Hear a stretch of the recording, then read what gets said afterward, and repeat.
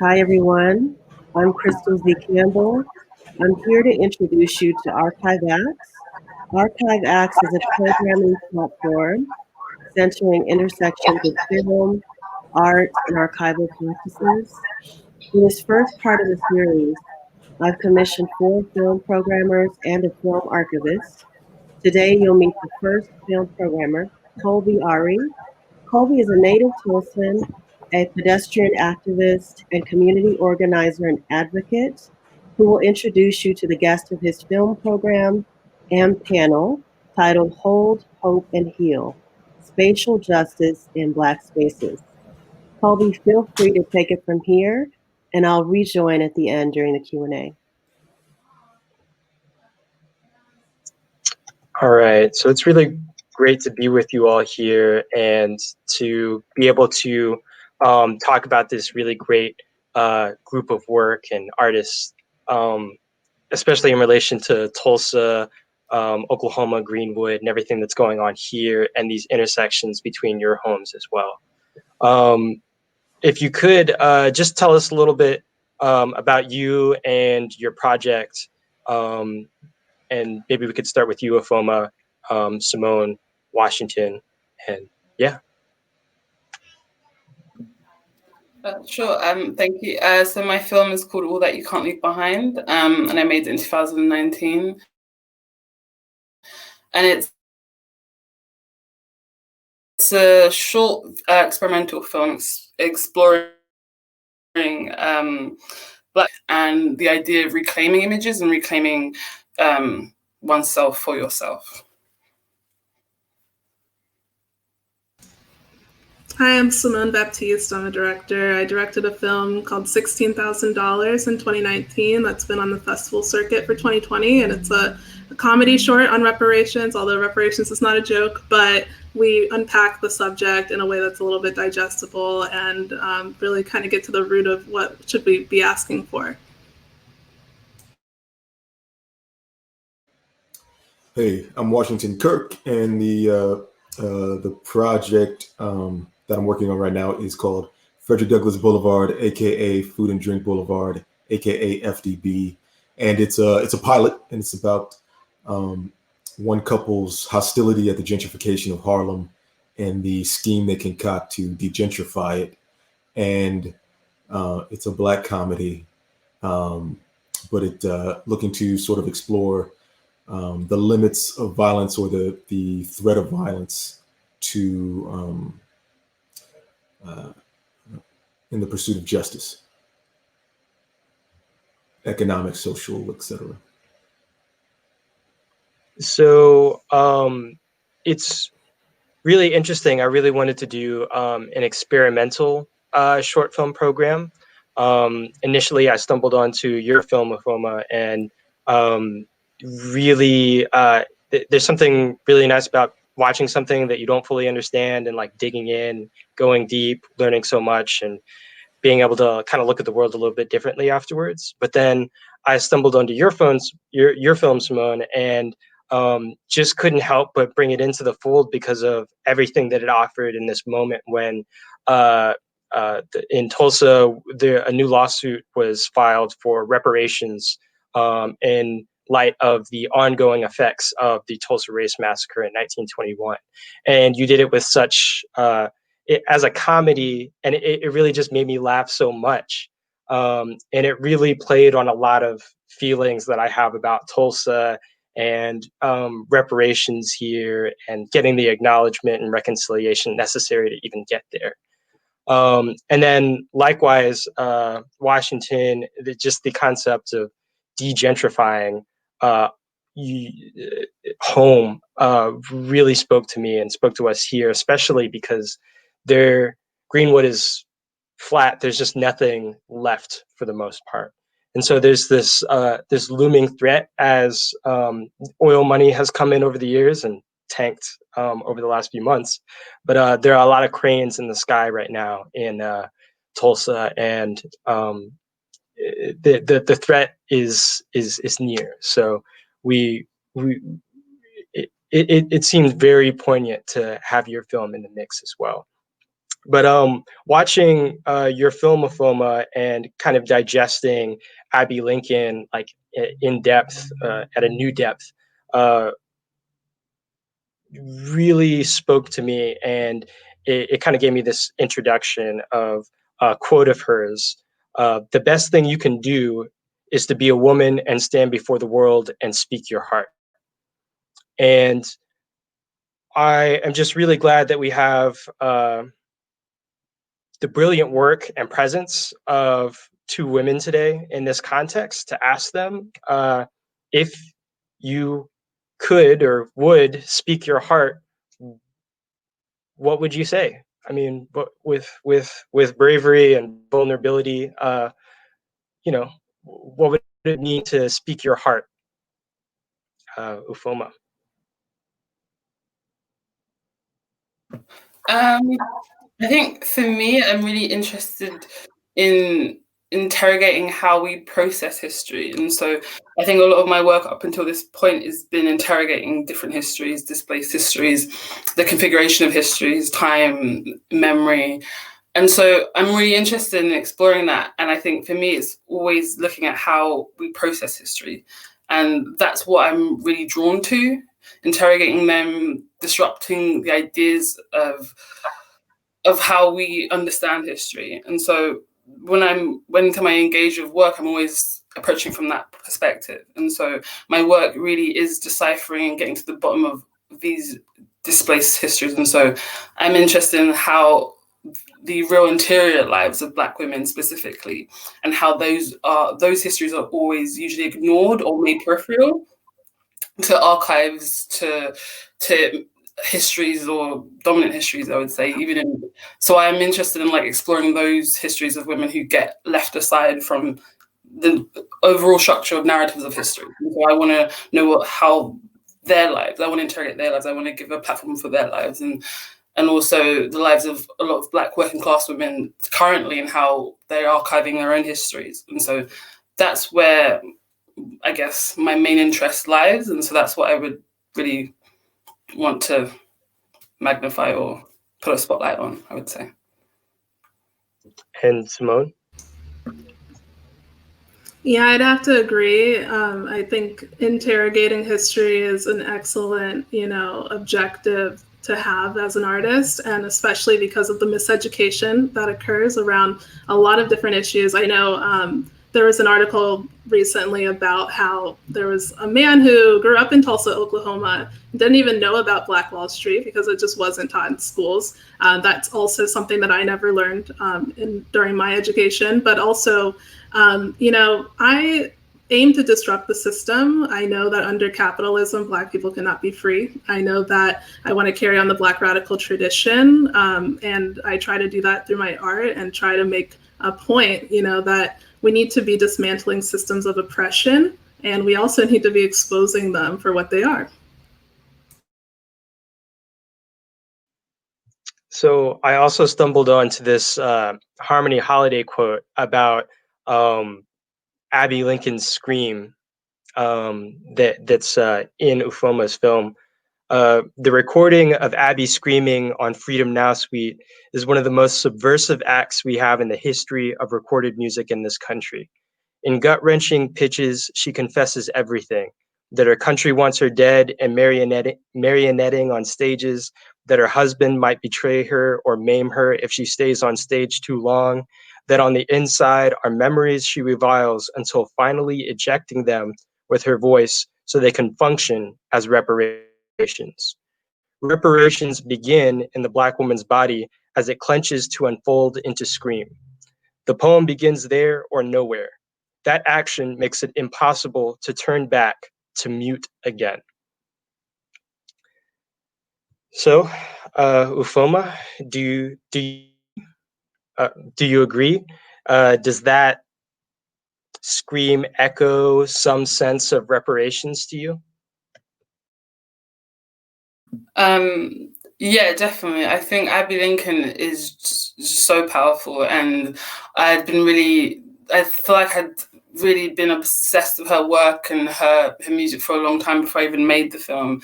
And I really, the performance really was bookend to the whole film overall. And I've been trying to find a way to like make a film around it or put it within a film. And so that Scream is a real, I guess for me, was that point where like, this is where the process begins in terms of like, this is where I interrogate, this is where I want to decipher, this is where I want to disrupt from this point. And I found that throughout the whole film, there's for me, when I was making it, this leading up to point, building up to point, till you get to the screaming, till you get to her.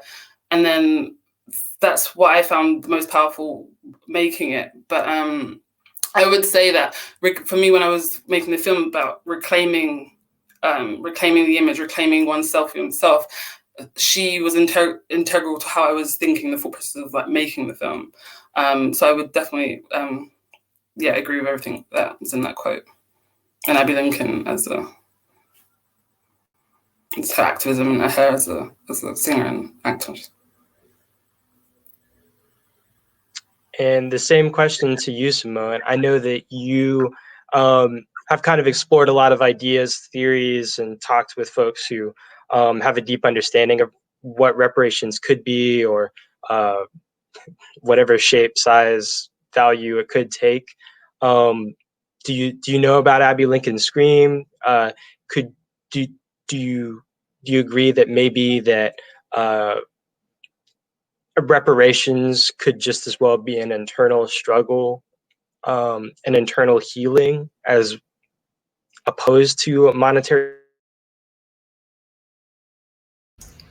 I mean, I guess like we shouldn't wait upon our state to make us whole, and I think I can understand, coming to that point of, being whole. You can do that as a personal journey for sure. And I don't disagree with that.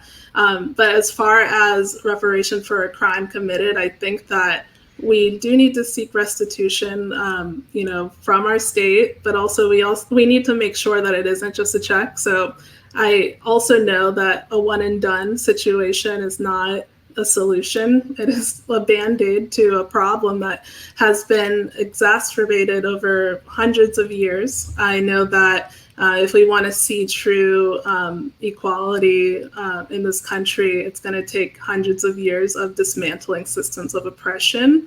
But yes, I wouldn't hold my breath. Like if there's a way to, find inner peace with all the crimes that have been committed against your community of people, and, love one another and love yourself, like for sure, that is a form of reparations. So tell me more about kind of your understanding of reparations and how maybe you did some studying to craft 16K. Yeah, so my understanding of reparations is a redistribution of wealth. So that's as socialist as it gets. When you're talking about redistributing wealth, you're talking about bringing up a community of people so that they have equitable access to all of the systems that, the majority or the people in power have access to. And so, of course, there is actually there's no agreement within the Black community as to what should reparations actually be at this point, but that's still an opportunity to come up with what we want and discuss that amongst the Black community. So of course, it's big ideas. Like obviously we want distribution of land, but we also have to make sure that we're including our Indigenous brothers and sisters in that conversation, because we're stolen people on stolen lands. And so, and apart from that, we don't fight capitalism with Black capitalism. So I know, like, deducing everything down to a monetary check, you're just buying into the same system of oppression that this country was founded upon. And so things like free education, grander ideas like that, that's a form of reparations. What if all HBCUs had free education to, their students? That's a form. But of course, not everything is and not everything goes back to slavery, of course. Like in Tulsa, you can claim reparations for any kind of crime committed against a group of people. And I'd say also, our, Latinx and Black Africans that are currently in ICE detention definitely would have a case for reparations. And so we need to start pointing these things out and standing in solidarity with one another so that we can see justice served. And I don't believe in our justice system. So, but however, whatever that would play out to be, whatever would make that community whole. So I think it's really interesting to consider in this context the micro and the macro forms of reparations. On the one hand, there is this deeply internal battle that invokes a certain suffering that Abby Lincoln sort of puts on stage. But then there's also this ultimate rejection of systems that have exploited us. So it's interesting, there's this insurmountable feat of acknowledgement, reconciliation, and humility of the powers that be that have to allow this macro sense. So at the center of it all, I feel like there's this understanding of home, this concept of home, like some sense of refuge between the micro and the macro abuses and aggressions that allows you to either just relax and be and turn off your mind, or to consider the tragedy of it all and to just scream as loud as you can, like almost as a child, but equally as angry and as big as you can make yourself. So I kind of wanted to touch on this idea that Tulsa is this place that I'm trying to escape all the time. Like, but I feel entitled to some reckoning here and some justice, some transformation, to some honesty, some sensibilities in the midst of backwards policy, bigotry, slow violence in the environment, in the built environment, and a complete disregard of a really tragic history. I'm compelled to advocate, organize, and demand change, the macro and the micro. But at least I have my home, I have my dogs, I have my 47 houseplants last time I counted, something to return to after the fires, the erasures, the humiliations. So I'm curious where home is for you all, whether home is where you are now, or if you have a hometown, and maybe you had to escape your hometown just the same. Ufoma, do you want to start? Yeah, I guess for me, I'm from England. I'm based in South London. I'm from South London, and so I guess that is my physical home, and that is where a lot of my inspiration comes from. But also, I started making films when I was living abroad, and I was living in Philadelphia, and so I feel like different places have been home for specific amounts of, or whatever period of time they have been home for me as well. And finding community is really important as well. And also where you live can also impact the histories that you're around and that you feed into, or that impact you or touch you. And so being from South London, that's a specific, specifically in Lewisham, of Black working class history that has always informed my work, and informed how I wanted to, been inspired to interrogate history and the process of histories in specific wider UK or British histories. But also when I was living in America, that was also a really big impact in terms of like what I was really being inspired to, what I was trying to interrogate, larger themes within my work. But yeah, I would say home for me is definitely South London.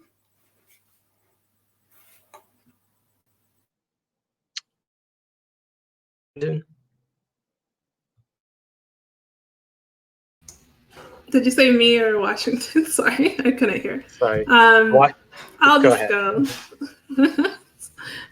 Yeah, I would say, that always seems to be like a tough question, because I think as, a descendant of Africans, like, of course, I've never actually truly been in my true home. But what I can say is that I was raised in a multitude of different places in this country, Pittsburgh being like the longest. And, I've seen that town kind of like turn red over the past, several years. And, I think being in that kind of situation, you are isolated. You know that you're kind of fighting against a current, of attitudes of, that are aggressive towards BIPOC communities. So moving out to Los Angeles, that doesn't completely go away. It's a very segregated city, but I aim to just, take those experiences of growing up in like Midwestern areas. And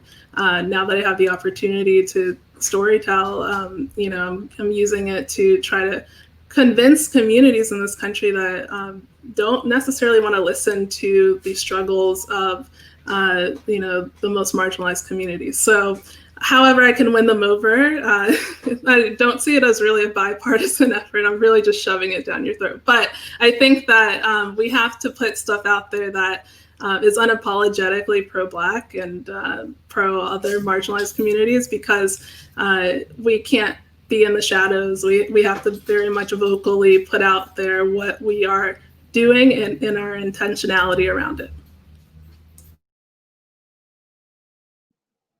Washington, go ahead.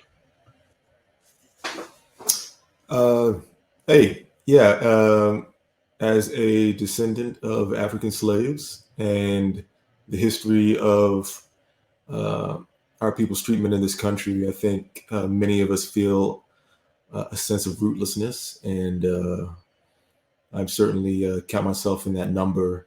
I grew up in Northern Virginia, outside the district, and I'm a military brat, so we bounced around a bunch when I was young. But my people, as we sometimes like to say, are from Montgomery and Birmingham, Alabama. But I moved to Harlem about 15 years ago, and Harlem, frankly, feels as much like home as any of those other places mentioned. A part of me feels at home in the sort of, suburban sprawl of Northern Virginia that resembles very much sort of what you might call a middle American experience. Part of me feels at home in Montgomery and Birmingham. And I vividly remember the summers that my parents ingeniously would drop us off down there for a couple of months at a time to hang out with our cousins and grandparents, aunts and uncles. So that is a part of me. And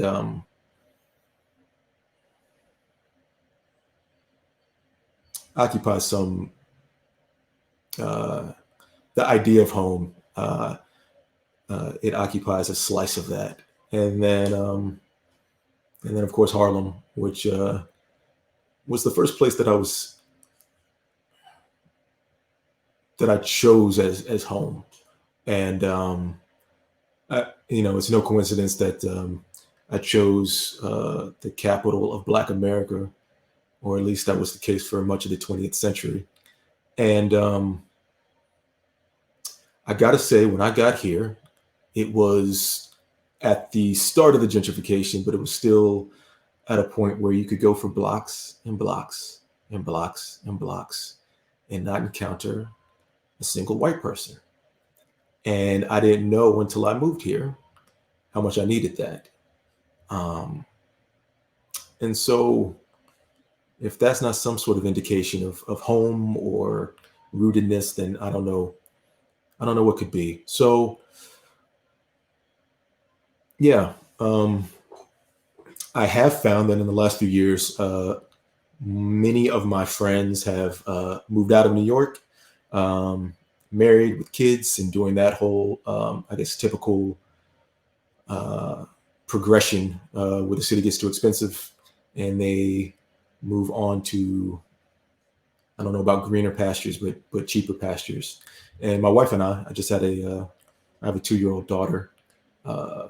We find ourselves in that same, walking that same path. And so I can easily see a future in which we can no longer call, at least physically, Harlem won't be home, even if spiritually it is. Yeah. Did I answer your question, Kolby? You frozen? Yeah, absolutely.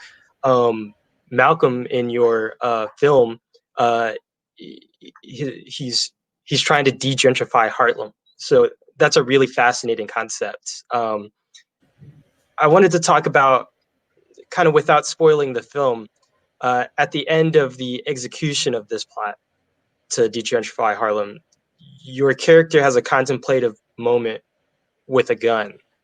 And I wonder if that speaks to the weight of taking on such a concept. There's clearly a certain satisfaction that he has in making Harlem great again. But what toll does that work take on Malcolm? Well, I think Malcolm is, he's a Harlem transplant, and much like myself, grew up in Middle America, and I think a lot of Black people, but Black men especially, that grew up in similar circumstances, adopt a sort of conciliatory disposition when it comes to dealing with white people.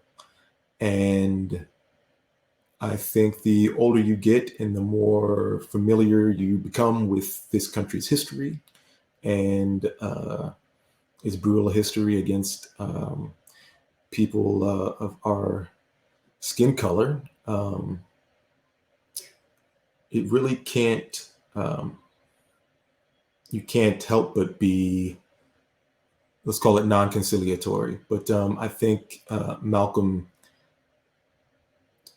in those moments at the end, I think certainly one of the things he's wrestling with, among others, is his uncomfortableness with violence and the use of the master's tools, so to speak, to get what you want. And so I think that's in there. And then of course, sort of the rather recent legacy of President Obama also looms in the background. And, Malcolm is a big fan of President Obama. And I think he might be asking himself, what would Obama do? And Obama is many, many great things, but he is not,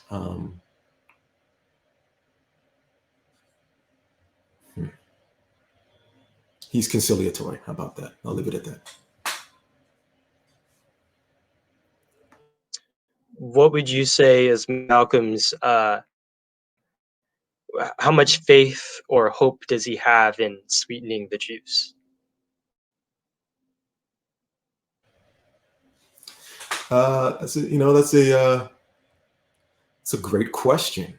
I think, well, I don't want to spoil the episode, and I don't want to spoil the trajectory of the series, but I do think that Malcolm believes he's making a genuine contribution to rectifying what he sees as an injustice taking place. Whether or not he thinks he'll be ultimately successful, I don't know. I'm going to cop out with, I don't know.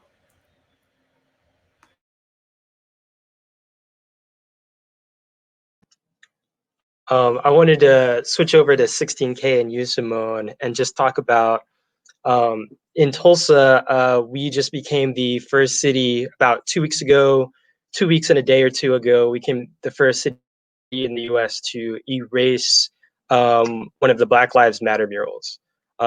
They talked about, like, we can figure something out, we can talk to our local philanthropists, business owners on the street, property owners, and see if we can make something happen to keep it there. but inevitably, some of our city council and others in the city grew wary of the words being on the street. So construction on Greenwood was pushed ahead about 6 or 7 months, and the street was milled and paved over. And then just about a week ago, some protesters went to City Hall and spray painted BLM in front of the street in front of City Hall. And within the hour or so, a city power wash vehicle was there to begin removing the letters. It's really interesting to be 99 years after the Tulsa Race Massacre and be dealing with this level of really insensitive erasure in a particularly sensitive moment, especially when Black and Brown people are dying 4 to 5 times more than others from this pandemic, while it exacerbates all the other issues that we already had in our community, especially in a state like Oklahoma, where we rank last in a lot of pretty dire things. So it's interesting because to be born and raised here, this isn't really a surprise in a sense. And I find myself when I'm talking about it to people that I'm actually smiling. And it's really odd because really, I think it's just because there's no way to process how how none of this makes sense and how there doesn't seem to be any will to really make it make sense. And in about a year, there'll be a lot of funding. There will be a lot of to-dos and spectacles celebrating this anniversary of this tragedy, when really the rest of us will be commemorating another year of turmoil and toiling to make change happen. So I really enjoyed 16K because there's this great thing that kind of happens, but there's still this this critique that comes from our main character. And I love that this whole scenario is played out in comedy, and that I can kind of laugh about like tomorrow's problems in a sense, you know, because now we're finally talking about reparations, but it's still so far away. But to watch this and see jokes about like blockchain, but for Black people it's blockchain, and just think like, wow, those are the problems I at least want to have, you know, instead of being here just being erased time and time again.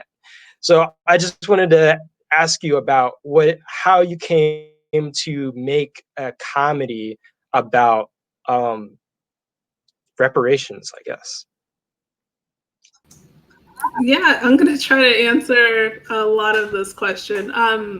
You know, first of all, you're not alone in like the response to like smile through all this shit that's happened. And, you know, I feel like when we don't present ourselves as polite or, you know, or what a respectable person should be, whatever that is, it's like, it's buying into white supremacy culture. You know, not everything has to be presented in a way that's not going to be offensive. And of course, we're forced to feel uncomfortable constantly. And the comfortability of white people is prioritized constantly on a daily basis. And so, you know, as far as what happened in Tulsa with them, you know, I guess power washing off graffiti, it just plays more into the narrative of like, oh, what are good protesters versus bad protesters? And, you know, if you're protesting the state and you're protesting the police, you know, it's not good. Like, who cares about, you know, being respectable, or, you know, it's really about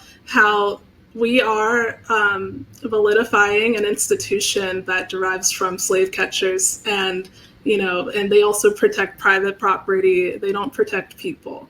They murder people, but for some reason, because they put on a uniform that makes them more respectable, I just, you know, they're out here shooting rubber bullets and tear gassing people, beating people. They're not being respectable. So that's saying my piece on that.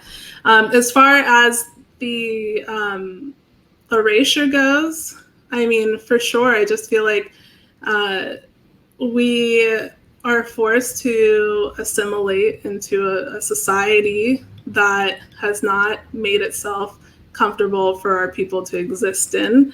And I think that especially goes for Tulsa, because of course Black wealth was built in that area. It was a thriving area.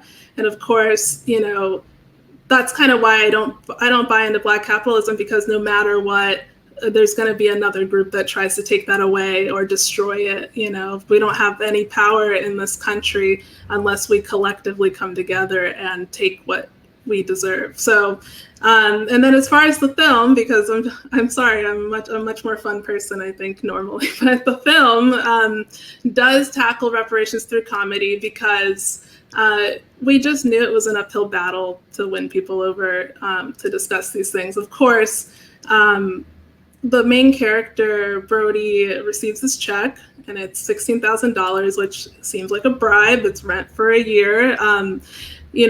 I just don't want other people, fantasizing over what reparations could be, especially because we just know, based on, past history, it's not going to solve racism, not in the slightest bit. In fact, it probably will amplify racism, because people will believe that we're all square now, and they'll be able to carry out whatever is their disturbing act of the week upon Black people, and they'll feel as if they're justified in it because we're all equal. And so that's where the structural change comes into play. I know in the film, it's such a short film, so we can't really get that deep into it, but I just kind of wanted to paint that fantasy that we've all wanted to see for our whole lives, like what would reparations look like? And it's literally the worst case scenario if it's just a check for a small sum.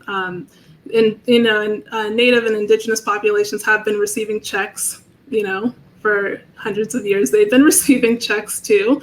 Has that really brought their community up? They're still facing police brutality as well. And so that's kind of like, I want to pose this question, like, what should our demands be? Should our demands be much broader? And so that's kind of, we use the main character as a vehicle for questioning, because we might not have all the answers, but we just know that we don't want what played out in the film. And so that is kind of, baseline for slavery. But of course, for specific events like what happened in Tulsa, that's going to be up to, the people who were the victims of that crime and their descendants to determine what will truly make them whole again. And Ufoma, I think that you mentioned that erasure kind of touches on what motivates you to do your work as well. I was wondering if you could talk about how what I interpreted is like seeing Nina Simone and Abby Lincoln, like phenomenally talented Black women who went on to essentially disappear, not unlike even Lauryn Hill, who just it seems needed to escape from norms that they could not accept, escape in rejecting systems that were unjust. And I was wondering if you could talk about those ideas of erasure and kind of needing to dig into the archives to bring these people back to life in a sense.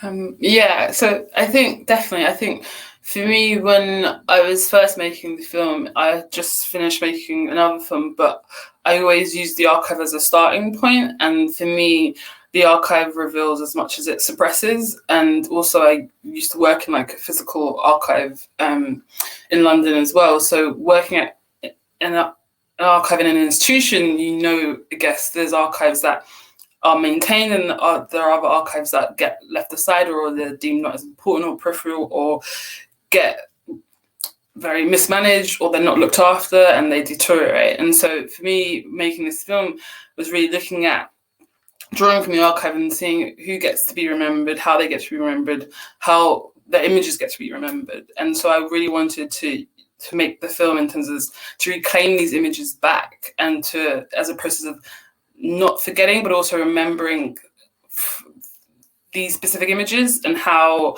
building upon these images as well, using the archive as a point of interrogating these histories. Why are they regulated? Why are they not deemed as peripheral? But these images for me and these women are really my center. And that was the center point of how I was making this film, was drawing these images that may be deemed, or these people that may be deemed as peripheral, not as at the forefront as they should be, to the center of the for me personally. And so, yeah, I think specifically Abby Lincoln, I think a couple of weeks before I really sat down to make the film, I'd seen Nothing But a Man Again, and that was the first time I'd seen it really in the cinema. I'd seen it years before, but that was such an important film for me. And they were showing it like during the middle of the day, and it was like not many people up there, but that was a really important film for me. And Abby Lincoln and like, you know, Simone and Grace Jones and all the women that used the soul singers that and the artists that were in the film. But there's a specific history of erasure when it comes to Black women's art, I really feel like. And so but that for me is really the center point of everything I make and what I'm interested in interrogating. And so these images are really central to how I've processed myself, but also how I make my work. And so, yeah, there is definitely an erasure, but like the whole idea of the film was reclaiming these images back to the center.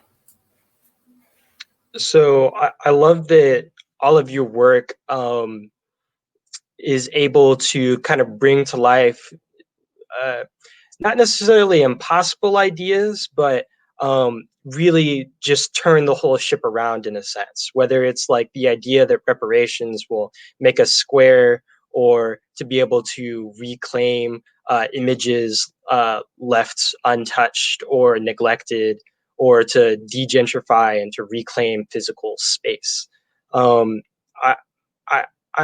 There's a certain optimism that is created even in me whenever I'm able to see work like this just in action, especially to be able to talk to you all about the processes that kind of make it come to fruition. I think about it in the context of where I am in Tulsa, and just how everything seems like such an uphill battle, and yet I have a certain optimism that I literally cannot shake. It feels deep that even in the worst of all of this, when the headlines are bad, when you kind of see blood on the highway from, you know, the earlier George Floyd protest, or the erasures, or the monuments to the humiliation that the Black community has faced, or the monuments to the pride of the Klan having taken over this town for a number of years after the massacre, there's still oddly an optimism that things will actually get better. And it's odd because I have to have it, or else there is no hope. But it seems, it feels unfair every time I encounter that thought. Like, why do I have this optimism if it's only a coping mechanism? You know, it just doesn't feel fair. So then I think about how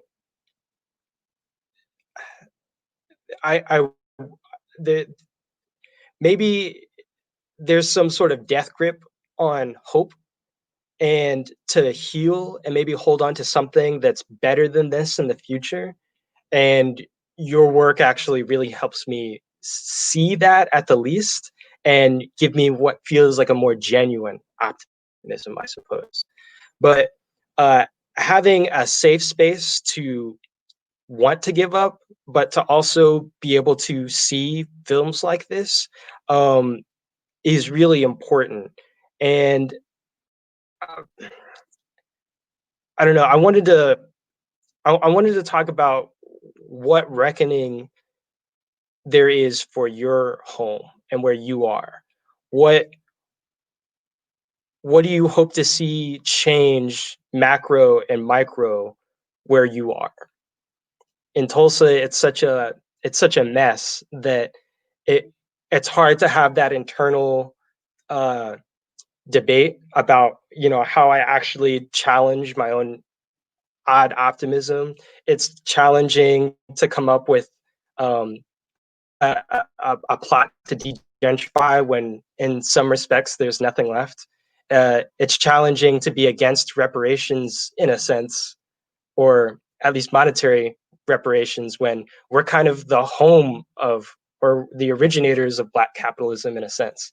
So I'm curious, what reckoning are you wanting to see where you are, or even in your hometown? And what optimism do you have that it'll actually happen? I'll start with Ufoma.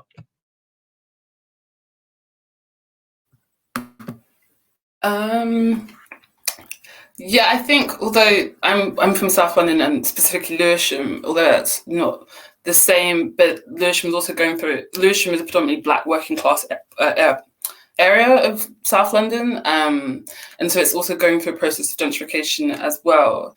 And Black British history in general in the UK has faced a lot of erasure and has really not been given the respect or just even the process of how it's remembered or how it's taught has not been good or even up to par at all, really. And so I think for me, I'm interested in, I guess, histories within the Black diaspora in general, specific histories, but also looking at Black British histories based in Lewisham, where I am from, how that has been told or how that's remembered is also important to me. And so I think for me, I don't really know, I guess, what I would want to see, because I don't have much, I guess, faith in how the British government, and also how they teach history and how history is remembered, but also on a structural level. And like gentrification is a process that is happening, and I don't know how we stop that really. And it's become even worse over time, and it's even getting more worse. But I really just hope these histories get remembered and they get archived in a way that we keep it at the forefront in terms of how we organize, and I mean specifically within London. And so we don't lose that history, and we can still claim it and still remembering it. And so although we'll never be part of a dominant narrative of histories, it's still important that we remember it and we process it and archive it ourselves. I think that's really important for me.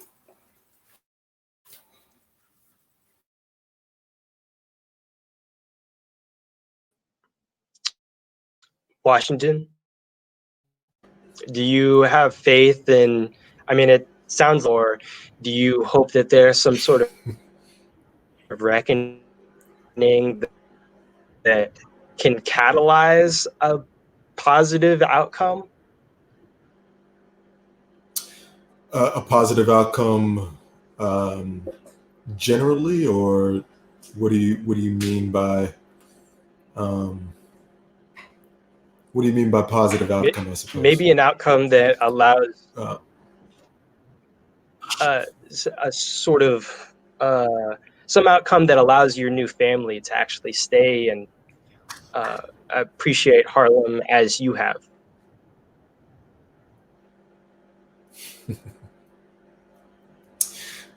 Not one that would be a product of state action.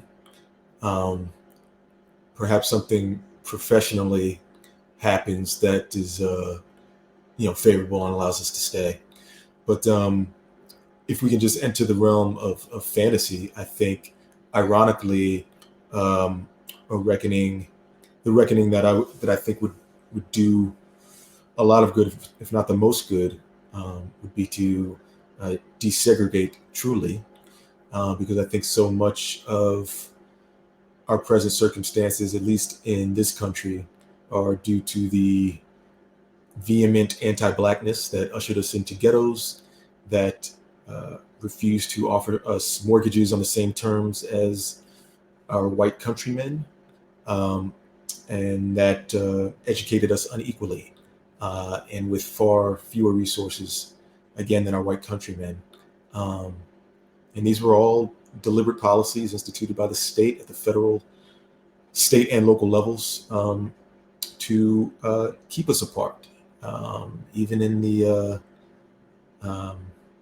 the North, right? We had James Crow, as much as the North likes to pretend otherwise. So, yeah. So in short, in some sort of, if I could snap my fingers and institute one sort of broad-based policy, it would be radical and true desegregation, and not the shell game that's been taking place for the last 70 years since Brown v. Board.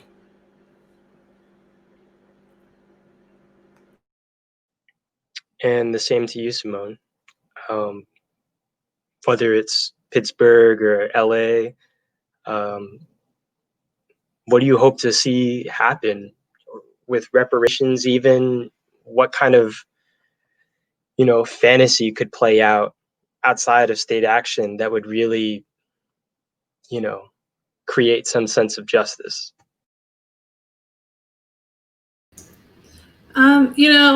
I always see things macro, and I just know, like, if we're going to get to the root of the problem, something that's an immediate threat is the police. And I'd say defunding the police is something that could be, life-changing, revolutionary. We shouldn't be in this situation where there are UN convenings on the mistreatment of Africans in the United States. That is wild to me. That's a real problem. And I would say, so long as our communities are over-policed, I don't see reparations working in any, regard, because we'll still be, targeted, hunted, as some people might say. And so, yeah, I would say locally we have had efforts. I mean, this is the birthplace of BLM in LA. We're getting support on our city council to actively defund the police and the school police, because we can't forget that we're policing children just as if they were adults. And it's very disheartening and disturbing. But yeah, I'd say, we need to reimagine what the police is in this country, because we're being, targeted on a daily basis, and our communities are over-policed. And that's just the bottom line. I don't see any progress going forward without defunding the police.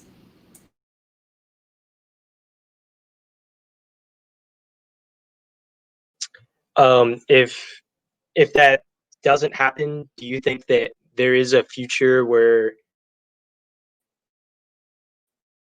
you feel some sense of healing, again, outside of state action, even in the midst of, like, our current climate? Is there healing in this climate? And I'll go back to you, Simone. Yeah, I mean, community care, that's something that Patrice Cullors from BLM likes to say.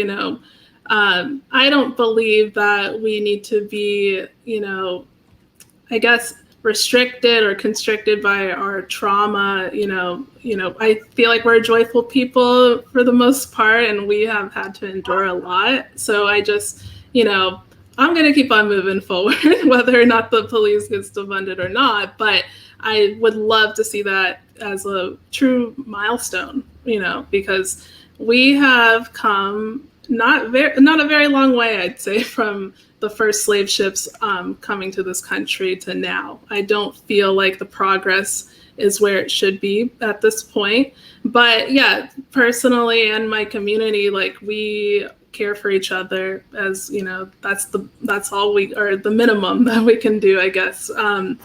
But yeah, I like to stand in solidarity with folks all across the African diaspora, because the more that we're divided, the weaker we are as a people. And I just know that true demands are going to come from all of us standing in solidarity together and caring for each other.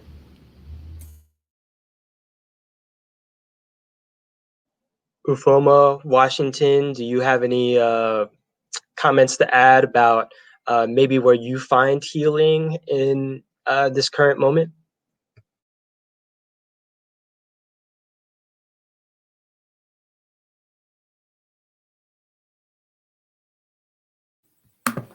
I guess through community, specifically probably right now, the communities that you create for yourself or communities that you live in, self-organizing in that sense, but also taking time to just genuinely care for those around you and seeking solace in them, I think for me has been what I've personally done.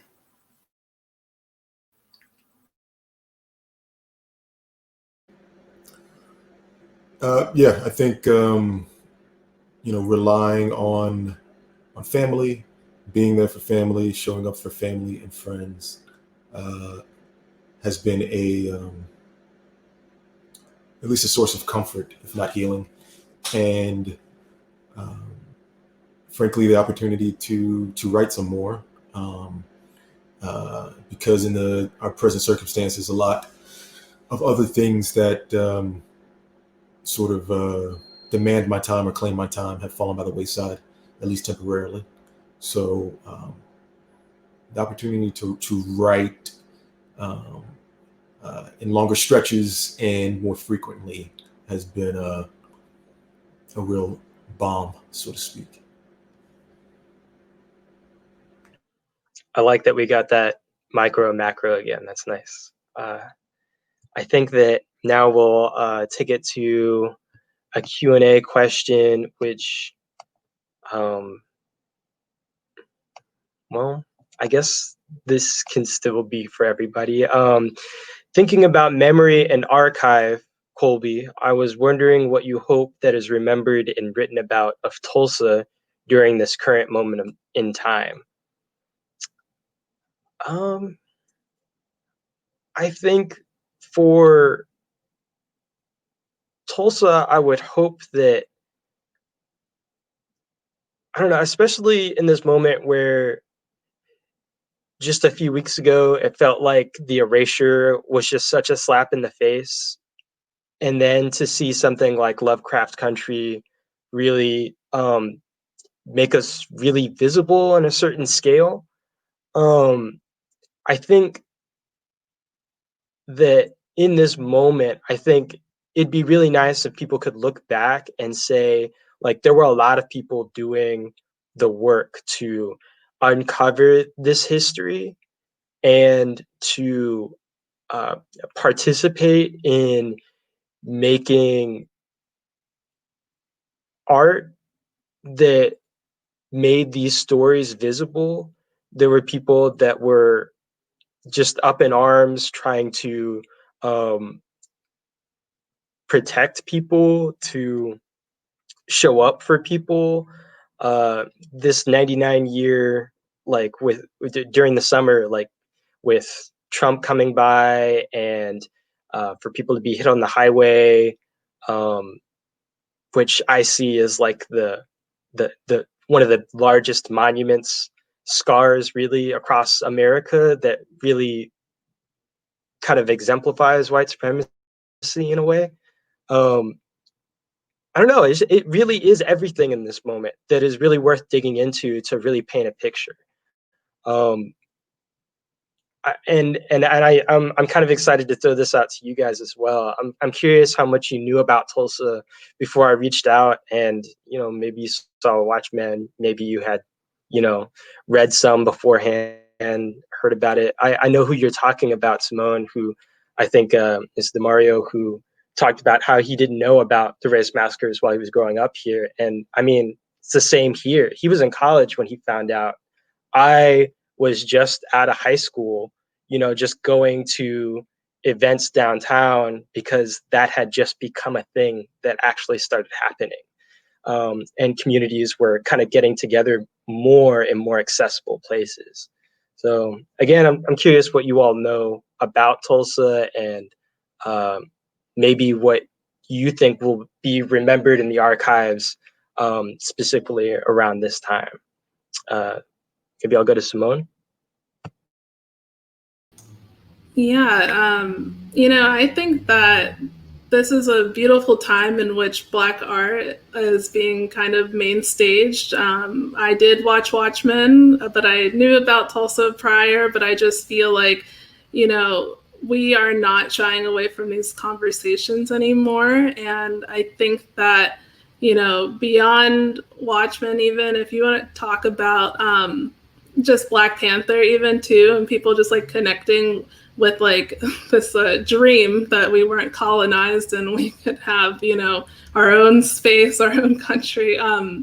But I just feel like people are just realizing the roots more than ever, or maybe and not more than ever, but in this kind of time period that we're living in, I feel like it's just very heightened. And I feel like we almost maybe forgot that, we're standing on the shoulders of our ancestors here, and we need to be speaking truth and speaking out about the atrocities committed against our people. And so I'd say for Tulsa, I'm seeing that this conversation is continuing on. I think that's a big key part of this. We cannot let these discussions die. I think we need to keep these in the main stage, and we need to force people to have to recognize the history of this country and respect, the people that have been harmed through that, and also respect their descendants and try to make life better for them too. So yeah.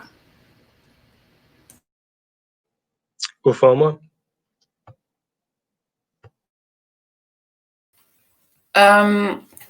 I knew about the Black Wall Street just because I studied history. I did a history BA, and when I was studying in America for a little bit, I did study that. But so I knew about that, and I did watch Watchmen. But I think, as ever with histories, I think it's important to keep that history alive and document it and make that public and archive it as well in the current moment. I'm really interested in how going back into the archive, but archiving the current moment is also incredibly important for people that are going to come afterwards.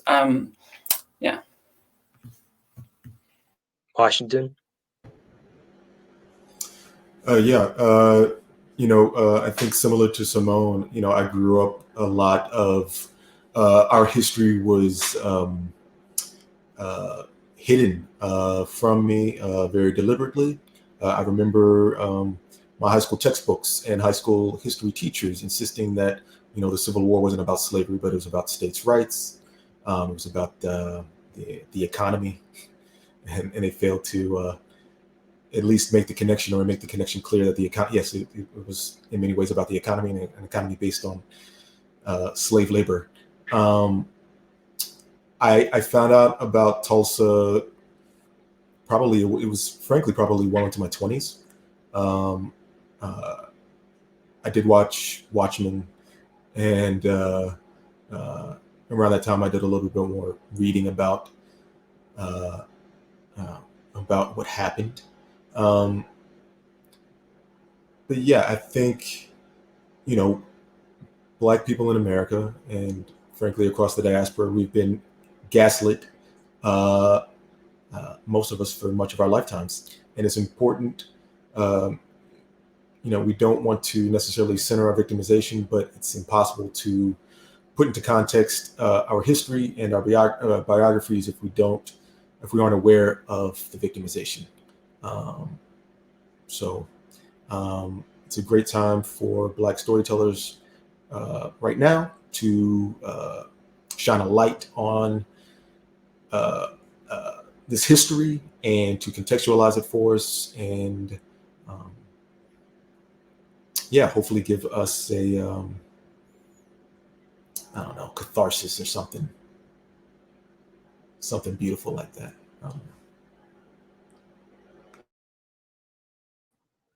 So that's a great point to kind of cap things off at. I'm a big urban design advocate here in Tulsa, and it's a city that's been kind of ravaged by sprawl, development for cars as opposed to people, urban renewal, eminent domain, of the importance of community, fostering it and being a part of it in order to heal, but also to understand that's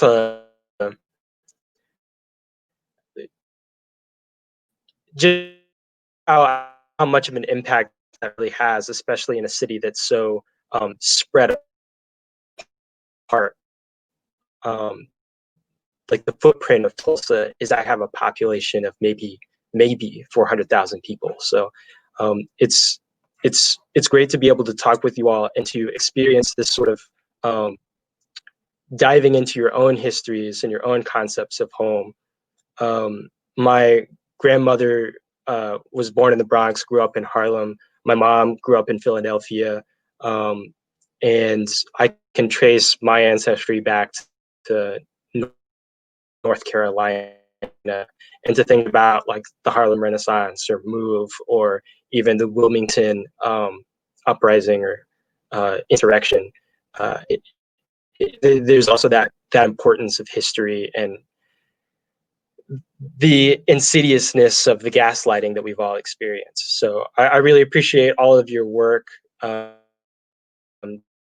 giving me like the fantasy to see what could be, and to think about tomorrow's problems, but also to reconsider history and to be in this space with you all where we can commune about these realities and these fantasies as well. So I just want to say thank you all for your time, and I don't know, I can't wait till next time, you know. I'll go ahead and throw it to Crystal, actually. I think she has some closing statements. Just a very quick statement. I wanted to say a deep thank you to all of our panelists today. Ufoma on London time, Washington, Simone, for thinking through notions of hope, home, reparations, and reckoning with us tonight. Like Abby Lincoln's scream, these are the breaks in Black thought that continue to carry us towards healing. So much gratitude tonight for Kolby, for organizing this panel and navigating cultural memory, Tulsa, and the present challenges of commemorating painful histories. A big thank you to our sponsor, the Tulsa Artist Fellowship. Tune in for our next program with Devin Nareen Singh on October 29th, and follow our programs on archivax.com. Again, a big thank you to everyone watching at home, and a good night, everyone.